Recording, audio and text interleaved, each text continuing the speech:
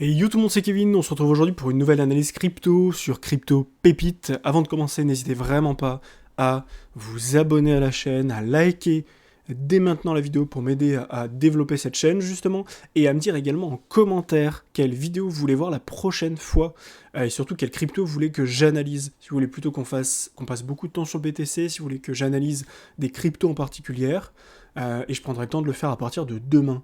Voilà, maintenant que c'est dit, on va passer directement sur Bitcoin et on va essayer de faire un épisode plutôt court, on va aller à l'essentiel, vous allez voir que en daily on n'a pas grand chose à dire. Déjà on va passer sur le S&P 500, donc le marché américain des actions. Pas grand chose à dire, pourquoi parce qu'ici ça fait déjà plusieurs jours qu'on voit qu'on bute sur cette zone. Encore aujourd'hui, on a essayé de chasser un petit peu les shorts au-dessus. Alors quand on voit ce genre de choses et qu'on est chassé, c'est que généralement on a envie de chasser des shorts avant d'aller plus bas. Grosso modo ici on est en train de poser ça, et maintenant tant qu'on est là-dedans c'est un range. Si on casse par le bas on ira plus bas. Et donc si on a une validation plus bas ici, on pourrait s'attendre à... On va regarder ça ensemble. Quelque chose comme ça. On pourrait s'attendre à un retest des 4440, voire peut-être un peu plus bas en mèche, c'est-à-dire la cassure ici du grand W vers les 4414 $. Donc on va mettre ici un petit rectangle, au cas où certains ici ont envie de trader sur le marché US. Vous avez déjà une première zone ici que vous pouvez jouer si jamais on a vraiment quelque chose de beaucoup plus important sur le marché, ce que je pense pas, mais bon, on ne sait jamais avec ce qui se passe avec la Russie par exemple. On pourrait aller plus bas, et ici serait une très grosse zone de rechargement. Voilà pour S&P 500, et vu qu'on a une journée baissière ici, et bien sur le Bitcoin, on a également la même chose.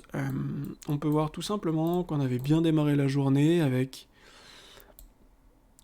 un test d'une extraction vers le haut, pour finalement être complètement rejeté et repartir en bas. Ici, ce que l'on peut voir, j'ai tracé un triangle. Alors en daily, c'était vraiment pas facile à tracer, mais par contre, si on se cale en heure, en horaire, là on peut voir qu'effectivement on a un triangle ici, qui est plutôt évident en fait à tracer. On peut prendre ça et ça, donc l'amplitude du triangle. Et si on la remet ici, imaginons qu'on casse par ici, on reviendrait vers les 42 556. Vous allez voir ce que ça donne. A l'inverse, si on casse vers le haut, on pourrait s'attendre à un retest rapide des 50 000 $. Je vais vous montrer à quoi ça correspond. On va se remettre en daily pour que je puisse vous tracer ça. Alors, on va prendre ce point bas ici, le point haut. Ok, parfait. Du coup, on peut voir qu'ici, ça correspond à la zone des 0,382, qui est vraiment la zone qu'on veut défendre, sur laquelle il y a potentiellement pas mal de liquidités. Pourquoi hop, je vais vous tracer également la zone de short si jamais on va plus bas. Ce que je pense pas, mais on ne sait jamais. Beaucoup de gens attendent à ce qu'on aille en dessous des 40 000, vers les 38-39K. Mais ici, déjà un retest des 0,382 permettrait de voir si ok, on a vraiment envie de repartir vers le haut ou pas.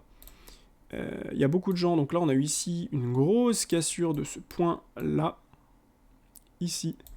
Donc on pourrait très bien ici faire un retest, briser les 0,382 en mèche, être défendu et défendre cette zone au dernier moment, et finalement réintégrer et partir complètement en l'air. Donc ça c'est quelque chose qui est vraiment possible. En plus de ça, on voit que sur le MACD, qu'est-ce qui se passe? On est en train de cross bearish, donc c'est possible qu'on ait quelques bougies rouges comme celle-là, ici, même une ou deux en fait. Une ou deux suffirait pour faire un petit dip, casser ici, venir là, finalement repartir très fort derrière. Donc voilà pour Bitcoin. Qu'est-ce qu'on peut dire maintenant de plus? À court terme, rien d'autre. Si la seule chose que je peux vous montrer, c'est ici. Chose qui est vraiment très intéressante, c'est sur, toujours Bitcoin, sur Binance, on peut voir qu'on a énormément de longs qui sont ouverts ici.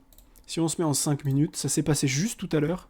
J'étais en train d'échanger sur les cryptos et on a vu ça, on a trouvé ça vraiment, vraiment incroyable.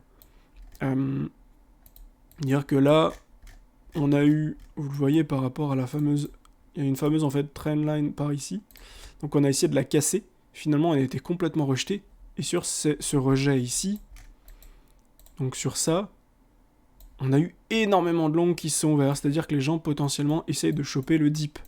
Et tant qu'on est dans cette situation, on pourrait potentiellement aller plus bas. Jusqu'à ce que les gens arrêtent d'ouvrir des longs, qu'ils les referment, ou bien qu'ils se fassent liquider, et donc leurs longs vont forcément disparaître, et donc les longs vont chuter.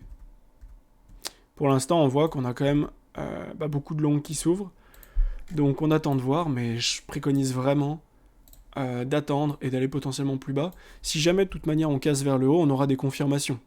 On aura une confirmation typiquement de ce triangle, une confirmation ici en daily, pour aller plus haut. Si jamais on va plus haut d'ailleurs, quels sont les targets? Eh bien pour ça, pas compliqué. On va prendre le point haut ici, le point bas juste là. Et on peut voir, la première zone c'est...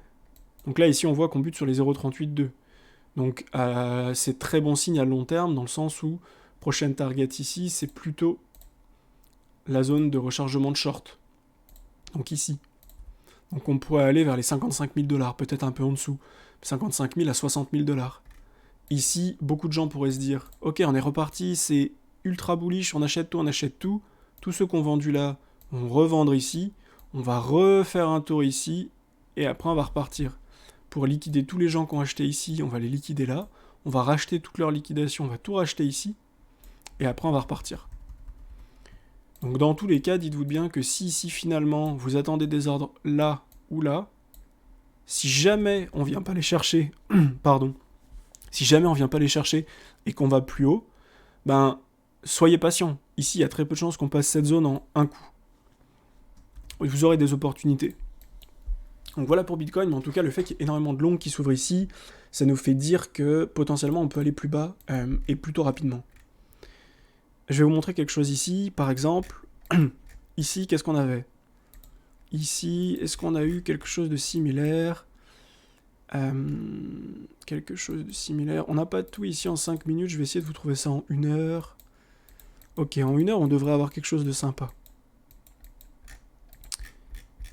Alors. Ok, ici, on peut le voir. Ici, c'est extrêmement voyant. C'est exactement ce qu'on est en train de faire. On a énormément de longs qui s'ouvrent sur cette grande baisse. Derrière, qu'est-ce qui se passe? On continue de baisser. On continue de baisser jusqu'à ce que les longs se fassent liquider et jusqu'à ce qu'ils ferment leur position ou qu'ils se fassent liquider, qu'il y ait moins de longs. Une fois qu'ici on a des shorts, on peut repartir à la hausse. Quand il y a trop de longs, on refait chuter le marché jusqu'à ce que les longs se ferment et après on peut repartir. Pour vous donner un petit peu plus de visibilité sur le long terme, qu'est-ce que ça donne? Ça donne ça en fait. C'est-à-dire, on pose ici, on est par ici, on est par là en fait, donc dans cette zone. Derrière, on monte. Ici, on a beaucoup de longs qui s'ouvrent. Et à chaque fois qu'il y a énormément de longs qui s'ouvrent, ici par exemple, en fait, là ici, qu'est-ce qui s'est passé à cet endroit-là? C'est exactement ce que je voulais vous montrer.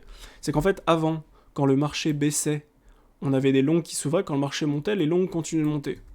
Là, ici, c'est passé complètement l'inverse. C'est-à-dire qu'à force de se faire défoncer, ils ont eu peur et du coup, ils ont tradé contre la tendance. C'est-à-dire que quand le marché baissait, ici, tout a baissé, ils ont ouvert des longs. Quand le marché montait, les longs se fermaient. Et du coup, c'est exactement ce sur quoi on a joué ici. On est monté, ils ont fermé tous leurs longs, sauf qu'on a continué de monter. Et dès qu'ici, ça s'est inversé, qu'on a commencé à voir énormément de longs s'ouvrir, on a calmé le jeu ici. On va faire peut-être un petit dip par là, avant de repartir. Voilà pour ça, rien de plus à dire. Maintenant, on va passer rapidement sur ETH, et vraiment très rapidement, il n'y a rien de plus à dire. ETH est plus bullish que BTC. On peut voir qu'ici, on est encore un peu loin de cross bearish. En cas d'un décrochage, on pourrait déjà retester cette zone des 3270, et vraiment, en cas d'une grosse cassure, retester la barre des 3000 $, un peu au-dessus. Donc si jamais vous voulez ouvrir, vous voulez rentrer, moi si j'étais à votre place, je rentrerais un peu au-dessus des 3000 $. 3030, 3040 $, ça peut être vraiment bien. Si vous claquez un ordre ici, ça peut être fou. On peut regarder également ici, par rapport à ça, zone des 0,38,2, 3100 $. Donc vous voyez un petit peu au-dessus. 3100 $, qui est une super zone. Maintenant, on va passer sur les deux crypto-pépites de la journée. Deux crypto-pépites. La première, c'est le Gala, super alt, avec un gros potentiel. Je peux vous montrer d'ailleurs le Gala ETH qui est plutôt intéressant ici. Gala ETH, on peut voir que on a ici on a une grosse div qui est en train de s'effectuer là. Maintenant on a quand même un canal descendant. Tant que ce canal descendant n'est pas brisé, on n'a pas grand chose qui se passe. Je sais pas comment on pourrait trop le tracer, mais c'est quelque chose... Non, peut-être pas comme ça, peut-être plutôt ici. Voilà, quelque chose comme ça. On a une sorte de canal descendant ici, tant qu'on... Bah voilà, pourquoi pas. Par contre, ici, on voit qu'on a déjà eu un point. Je sais pas si on a plus d'informations sur autre chose. Gala, ETH, non, on n'a pas autre chose. Donc pourquoi pas, c'est pas incroyable, mais en tout cas, on pourra avoir un rebond dans les prochains jours. Je sais pas pourquoi ça me fait ça. Ah oui, parce que je suis en navigation privée. Ok.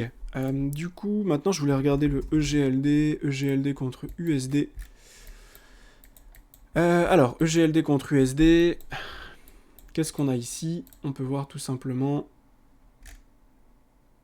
Hop, je vais vous montrer ça. Alors, EGLD contre USD. Prochaine target, les 0,38 juste ici. Si jamais on a une accélération haussière, on aura une belle zone de profit juste ici, entre grosso modo les 390$ et les 460$. Donc encore une fois, juste avant les 400$, prenez vos profits si vous voulez. Prendre vos profits, prenez-les un peu en dessous. Perdez un peu de pourcentage, mais vous êtes sûr de vous faire, acheter.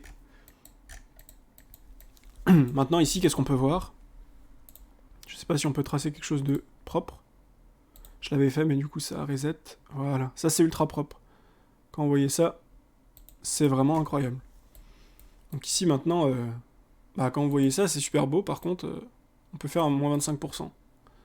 Par contre, si vous arrivez à voir ce genre de choses, là c'est une magnifique zone d'achat. Est-ce qu'on peut retracer avec autre chose? Par exemple, si on prend ce point avec ça, ici qu'est-ce qu'on peut voir? 0,38,2, ils ont été retestés et défendus 2 fois. Maintenant, ça peut être une zone d'achat tout de même ici. Si jamais on les brise, retourner entre les 0,61,8 et 0,78,6, c'est quelque chose qui est faisable. Donc ça fait quand même un dip de 15%. Mais c'est quelque chose qui est largement faisable. Ok, une fois qu'on a vu ça, après c'est ce que je vous disais. Si jamais on pump, vous inquiétez pas, on a déjà cette zone qu'on va devoir casser. Potentiellement, on peut faire ça. Ok. Et derrière, reposer des W avant de repartir. Faire ça, reposer des W. Ici, vous reprenez votre trade avec votre stop en dessous. Ça part, on casse cette fois-ci, pullback et on est parti. Donc on a quand même le temps, vous inquiétez pas. En tout cas, on s'attend quand même à un retest vers les plus bas ici pour le moment. Enfin, un retest un peu plus bas. Pour dégager tous les longs récents. Tous les longs qui en fait se sont faits là-dedans. Et pour ça, il va falloir chasser tout simplement les anciens creux, typiquement. Ce qu'on voit juste ici. Là. Ou sinon, c'est casser ça. Tac, tac. Voilà. Et même si on veut être un peu plus malin, on peut prendre ça. Donc ici, c'est sûr qu'on peut faire ça. Mais dites-vous bien que si vous avez une cassure en daily, on peut vraiment accélérer et aller dans la zone de rechargement de short, même si on n'y va pas longtemps, on fait juste ça. Et après on réaccélère, on revient ici un petit peu avant de repartir.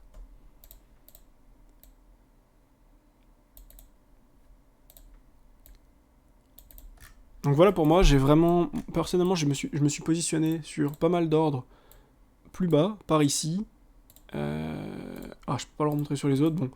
Sur en tout cas beaucoup de cassures du W ici, qu'on pourrait vraiment retester pour dégager tout le monde et ensuite repartir. Maintenant le train n'est pas super chargé sur Bitcoin, c'est juste que là on a des longues sur le court terme, donc pourquoi pas punir toutes les personnes qui sont en train de long ici, en allant un tout petit peu plus bas. Juste un petit creux ici, c'est encore moins 5, moins 6% sur BTC, moins 5, moins 6% sur BTC, ça peut vraiment faire un moins 5 à moins 10% sur les ALT, voire sur certaines, moins 15%.